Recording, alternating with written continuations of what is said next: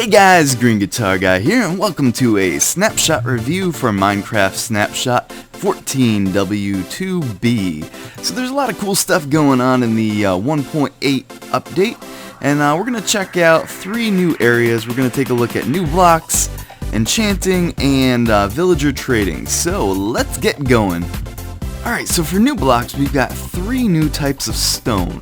So we've got granite, we've got dorite, and we've got andesite. Now each of these has a raw version right here, and then also a polished version which can be crafted just by dropping that in your crafting thing. You'll get 4 of the polished version of each of those different types of stone. It's pretty readily available. You can see it out here in the open. You can see, yeah, it's just as common as stone almost. So that's pretty cool. These will certainly be neat for new building blocks. Now 2 others. I mean, these have already been in the game, but you can now actually craft these. So we've got mossy stone brick, which crafted like that to get that. And chiseled stone brick, which you just use the slabs, which now this will be really cool too. I'm really excited about this. Be some nice accents. And stacked doors. You'll remember before that doors would take up like your entire inventory. Well, now building them this way, you actually get 3 doors out of a crafting recipe, both for iron and wood. And they also both stack up to 64, so that's pretty cool. Save a lot of inventory space, and you get a lot more bang for your buck. Okay, and last new block we've got, yes, you guessed it, lime jello. Now the slime block. So this is pretty cool. This is actually like the most fun block of the game so far, I think. So craft 9 slime balls, and you get the slime block, which is pretty cool. And I'm thinking there's a lot of stuff that you can do with this. Now, it has the property that you can actually like bounce on it, that and you can cover it with carpet too, so you don't even have to like just see the little lime jello block. You can actually just cover it over and make it look all nice. So like right here we've got a trampoline. So if you go up high, and then here we go, and you bounce, which is pretty cool. And see, I'm not even hitting the space bar. That's just us bouncing around. So this will certainly be a lot of fun. As soon as 1.8 comes out, I plan on making a trampoline like this over at my base. Be a lot of fun times. So yeah, I guess we can move on to enchanting. Alright, so some interesting changes to enchantments. If you get into your enchanting table, you'll notice that there is a new little box that you can put stuff in. So if you put in your diamond sword in your regular box, you'll notice that these haven't populated yet, and it is because they're asking for lapis now in this new slot. So you drop some lapis in there, and you'll notice we have 62 levels down here.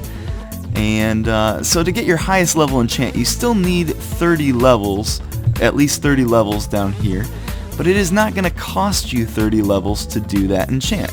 It is now only going to cost you 3 enchanting levels and 3 lapis to make this enchant. And you'll notice here on the in the box there that it is telling you at least one of the enchantments that you're gonna get on this item. So on this sword, I will definitely get Unbreaking 3 and possibly some other enchant. So let's enchant that sword, and we get, we got Looting 3, Sharpness, Knockback, so Unbreaking. So that's pretty cool. Let's try one more. Now, let's see. We'll get Knockback 2 if we were to enchant this sword. Now there is a chance that if, let's say it's like Bane of Arthropods in here. I, for some reason, always get that whenever I enchant swords. There is a chance that if you, well, if you take it out, it'll still remain in there. So we still got that knockback too. But if you go and enchant a different tool, there is a chance that the enchantment will change when you put in your sword again. So this one's still saying knockback 2. It is random.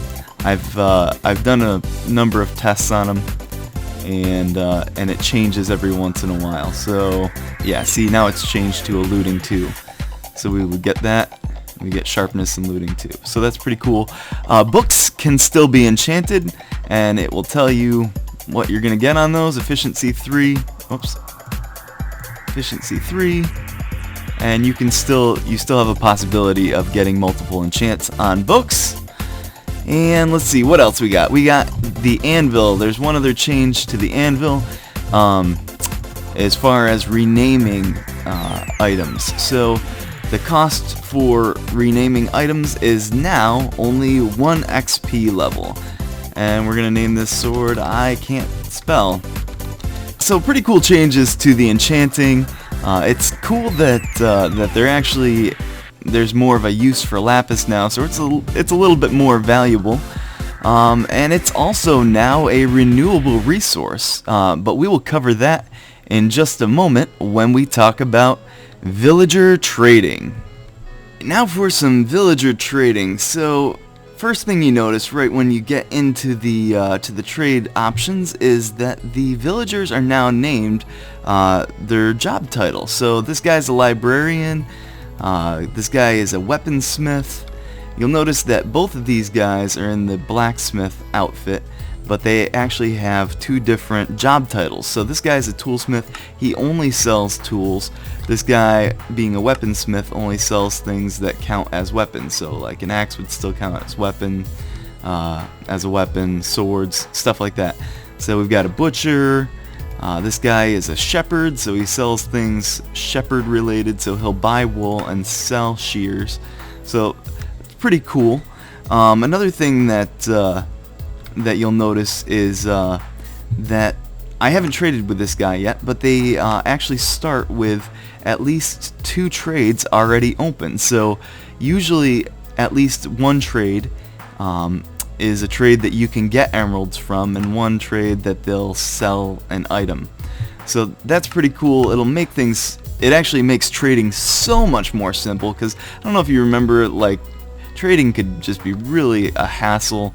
Like a lot of times back in the day, you'd be trading, like, you know, they'd have like rotten deals like 50 emeralds for like 1 piece of chicken, and you'd have to do that trade to unlock more before you could even get like to a trade where you could get emeralds. So this is really nice, makes trading so much more simple, and there's so many more items that these guys will trade. So one thing that's really cool is the cleric now trades, he will buy rotten flesh. So in the game, I mean, pretty much the most useless thing in the game was rotten flesh, and not anymore. You can actually get emeralds for that now, so it's pretty sweet. You can trade for days. I don't know if you'll notice also that as I'm trading here, you'll see little XP orbs floating out. You get XP from trading now. So okay, now one thing you'll notice that once you get to the end of trading, he won't accept any more rotten flesh until I go to trade something else. But it used to be that you'd have to go and trade whatever the last item is in the trades here for him to unlock that. But now it's not the case. A lot of times, now this is random right now, but if you get out, a lot of times he will do a little bubbly thing, and of course he's not going to do it right now because obviously I'm recording, but there is a chance that they'll go and do the little bubbly thing on their own and reset this trade. So in this instance, we're not going to be able to get him to do that because we're recording, so we'll buy something, we'll buy the last trade and let him reset. Now I think we can actually let me try it one more time. Do one more set of trades with him and exhaust this trade. Okay. Alright, so we've exhausted this trade. Let's see if he does it. There we go. You see the little bubbles coming off of him? And now we can go in and we can make that trade again without having to make the other trades. Now, if that's the case, this will actually make the perfect villager thing obsolete. If you don't know what a perfect villager is, usually it's something like a librarian, where the last item in their trade, like at the end of the trades after like 7 or 8 or 9 trades, was like a paper trade, something that you could, an item that was readily available like paper, that you could just trade in bulk and get tons of emeralds from. And since it was the last trade, it would always reset. But since villagers now reset on their own with pretty much without having to do, without you having to buy another trade, I would think that there's a good chance the perfect villager could become obsolete. Anyways, we'll see. We'll see how things change. But there are a lot of cool things that they will buy now. They'll now buy ender pearls, which is cool. And one other thing, they sell lapis now, so it's actually a renewable resource, so that's pretty cool. And one other thing, I did hear that existing villagers in your world, or whether that's single player or multiplayer, they will not be reset, so they won't turn into a weaponsmith. They will just continue to stay a blacksmith, and they will continue to have all the trades that you already currently have. So only new villagers will have the new trading. So yeah, so pretty cool stuff that we've got going on with the villagers. Alright, well that's all I've got for this episode, guys. If you enjoyed the video, if you wouldn't mind leaving us a thumbs up, and if you're not subscribed to the channel and you want to join, that would be awesome. Thumbs and subs are always appreciated. And as always, guys, thank you so much for watching. I will catch you later. Bye bye.